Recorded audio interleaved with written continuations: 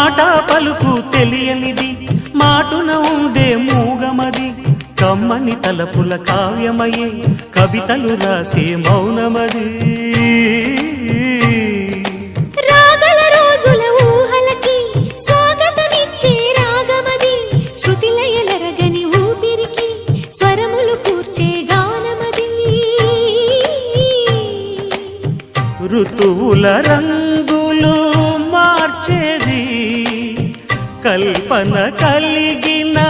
మది భావం బ్రతుకును పాటగా మలిచేది మనసున కదిలి